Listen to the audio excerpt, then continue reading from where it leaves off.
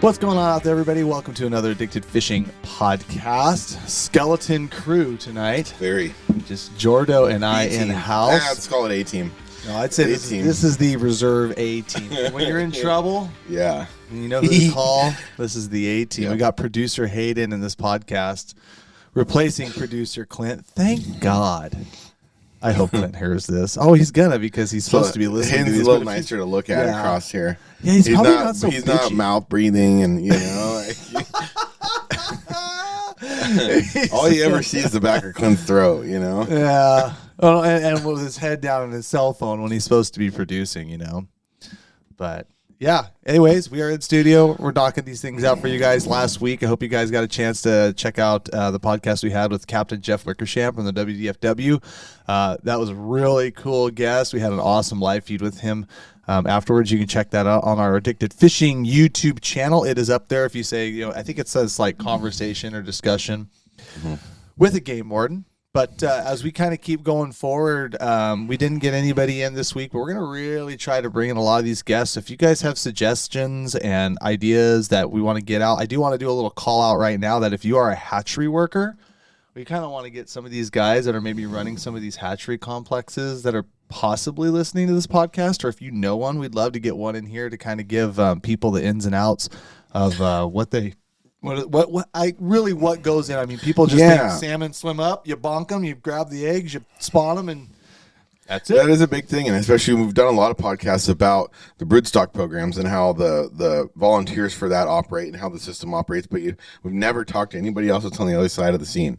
Right. You know, like it's easy to talk about, I just grab him and throw him in a tank. Yeah. But then what happens? Well, you that's know, the and how fun hard part. is it? Exactly. Yeah, that's and the fun people part. give these places a lot of crap sometimes, and I think some places they definitely are a little under effort as places or maybe even underqualified, you know, but it would be cool to have a hatchery worker in here. We know one of our good friends, Kevin Gray, as a hatchery worker. Maybe we can have him in soon. Yeah, except for like all the guests that I'm trying to get in, they all live like 3 and 4 hours away, and I'm like, hey, we'll buy your hotel, dinner, whatever you need, like gas money. It's it's expensive these days with Bidenomics. Okay, we're not going to go there, but you know what I mean, guys. But yeah, so if you know a hatchery worker, reach out to me personally. Just Cameron Black, hit me up on Facebook, Instagram, whatever works, and then trying to get some of that kind of stuff lined up. What have you been doing? Lining up crab. Well, yeah. Yeah, we nailed them today. We got our tire limit, 60 crab in 2.5 hours. Yeah, I feel like an hour and a half of that was handicapped. Yep, exactly. You guys are going to have to watch the video to see what we mean. No, that's true. Yeah, we got done with that. Ate a couple. I actually ate one of those when you left, and man, oh my God, dude. Yeah. A little bit extra heated melted butter on those things. Like that Old Bay garlic is legit. Mm-hmm. Yeah. That was very, very good. But I went out there and did a little crabbing early in the morning, got home, got everything taken care of, and then yes, sir, here we are. Here we are. No, it's been good though. Fishing's been tough. Done a few really good trips. We have one coming from a wild and scenic section of a river in southern Oregon that we just did. Sean and I went. We got 2 different episodes on it, and it's just an all-out adventure. Huge whitewater and wind drift boats, bears and deer and salmon and steelhead, and we got our first winter of the year already down there. So it's going to be a cool video. So we have a lot of really good ones coming out. Cam was just talking about some really neat ideas, some next level technological fishing that he's going to be going and doing soon. And so there's just some cool videos in the docket for you guys to see. So be on the lookout for them here on YouTube. Yeah. We did have a bunch of rain this week too, finally, because, well, we needed it. It was our first blowout. Like I think you were saying this morning, it's like November 7th and our first blowout this year, but hopefully that's going to bring some B-Run coho. But we kind of wanted to get in here a little bit and kind of talk some of the ins and outs on like some of the floating and the drift boat. Yeah, I was going to say that leads right into what the conversation today is. Yep. So we finally got a little water in the systems. Sounds like there's some fish around. Like you said, sounds like there's actually been a couple like these like super early winter stragglers around, because honestly, I'm worried sick. Like I am really, really worried, because generally, like, you know, steelhead numbers tend to correlate really well with B-run coho numbers. It seems like when we get a real strong B-run, we do get a real strong winter run, just kind of as a whole. Yeah. And the B-run's been non-existent. Yeah.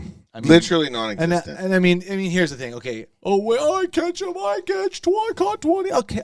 Everyone's supposed to. I'm just going to just say, like, when I say non-existent, I'm just saying, like, as a whole, like the Northwest, there's some rivers there is no fish. There are no fish. There's some rivers that are being like reduced. The fisheries are being reduced down to like a 1 fish limit or closed to fishing. And it did seem like everything was going really good. Really, really good for A runners like late September and early October. Really good. And then just all of a sudden, just crickets. Yeah, there's got to be some underlying factor to it because there's no shortage of bait and no shortage of fish. So how does literally one late run disappear in a situation like what you saw, especially in the Big River all year?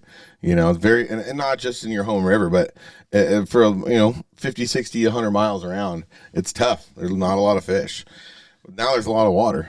Yeah, now there's a lot of water, and if there was fish coming, like the reality is there's like no more excuses. I will say, I mean, there's still leaves on the trees, and they are still like hanging on. Like they've definitely turned color, but shoot, some years like they're all gone by now. So, I mean, just to like, well, I mean, honestly, like to put it in perspective, we're still seeing, like 150-ish, kind of going over Bonneville Dam. But shoot, I think like at this time last year, we were seeing like 1,000 fish a day.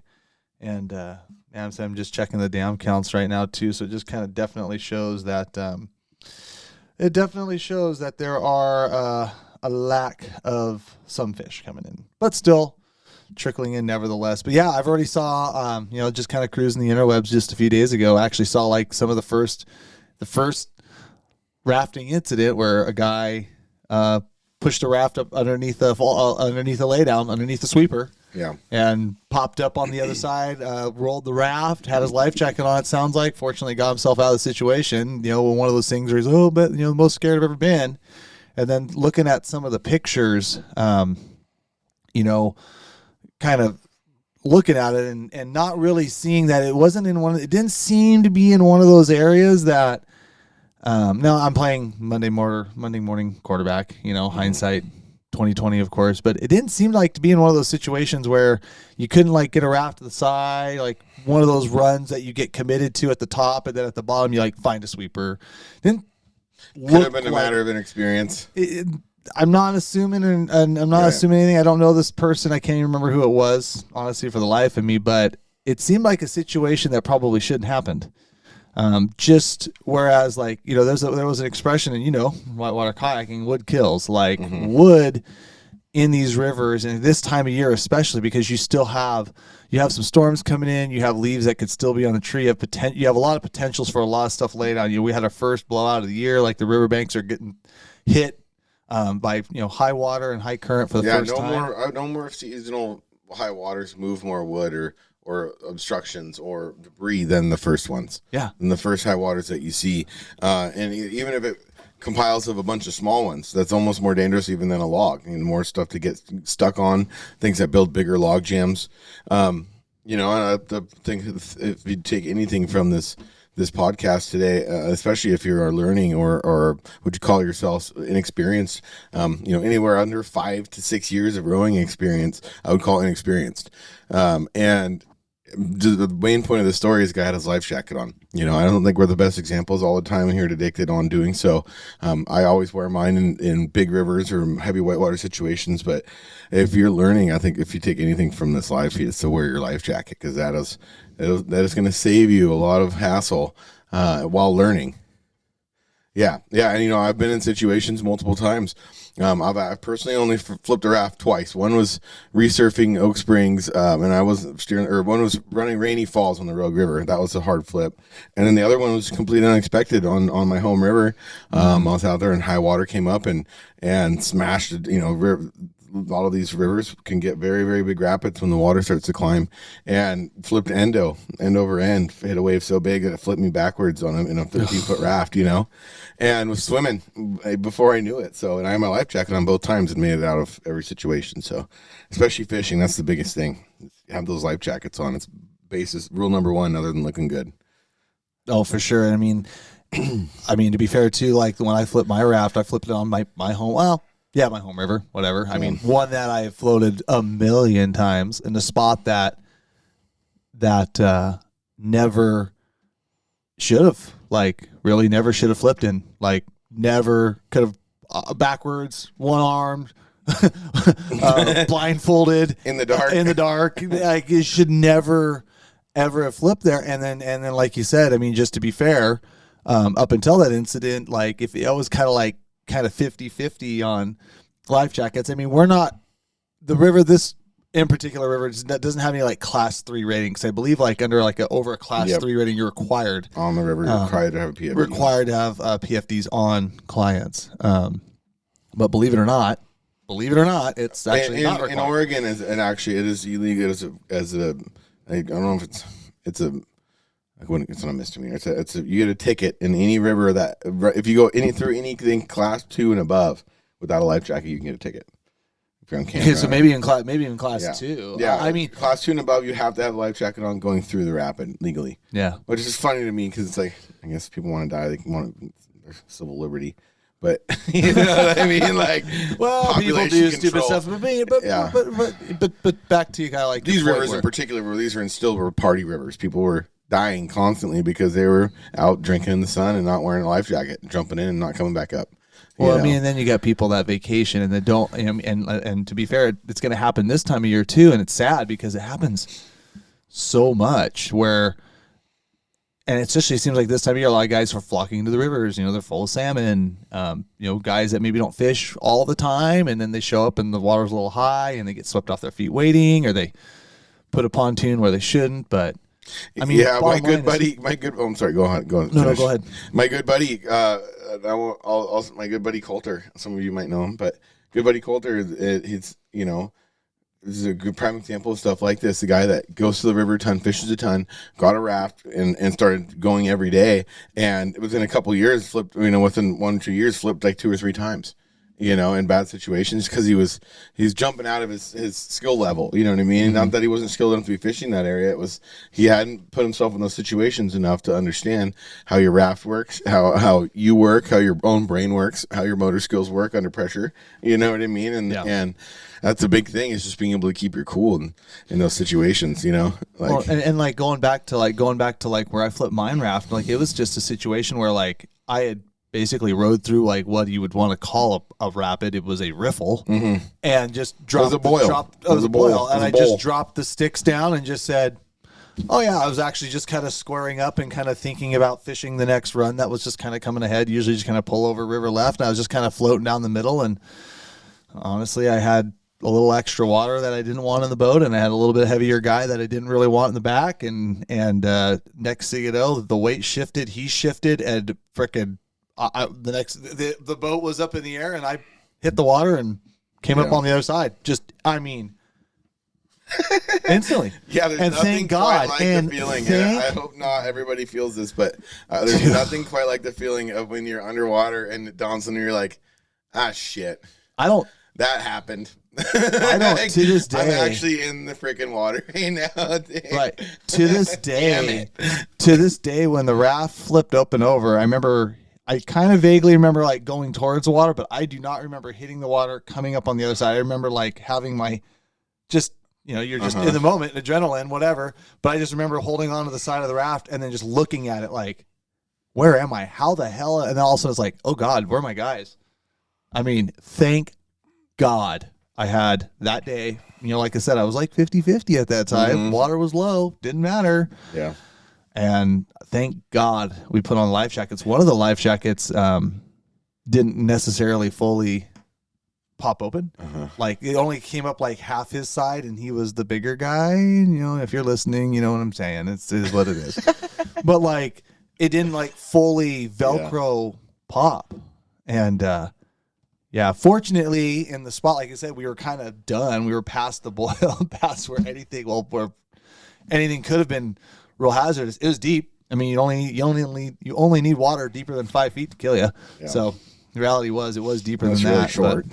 Yeah, unless you're short, unless you're Marlin, then it's 4.5. But regardless, like Yeah, I mean, it was the day that fortunately I put in my life. So ever since then, it doesn't matter. I don't care if I'm floating up a creek that's 100 CFS. And a lot of it comes down to like that wood and stuff. And going back to that just original story, just identifying kind of those spots like those boils and that wood and having that experience. But then also, for me, coming from my background, like that, the wood thing freaks me out because wood is an unnatural thing that when it falls in the river, it sits there for a while, and it's not necessarily like rocks and boulders. I mean, they can kill you too, don't get me wrong, but they get kind of moved and sculpted and the way water kind of flows. And yeah, there's back eddies and there's boils and stuff, but not as severe as logs. And logs also have a bunch of sharp stuff that can hang you up. A lot of people that can get grabbed. In fact, there was just one I just read a few days ago that he, I mean, it was on, I'm just gonna say it was on the Upper Cowlitz just 2 days ago that they were talking that they knew where the body was. It was hung up in something and they were going to retrieve it. I mean, up at somewhere around Blue Creek. Oh, really? Yeah. Wow. So like this is so, and I know of some snags and stuff up there and some pretty nasty sticky bank, but I mean, it can happen to anybody. So the reality is or in a lot of rivers, there's man-made wood structure, which is even worse. right. Which is put in by the state, and then pretty much Fish and Wildlife's out to kill you. Yes, exactly. That's the conclusion. No, I'm totally not kidding.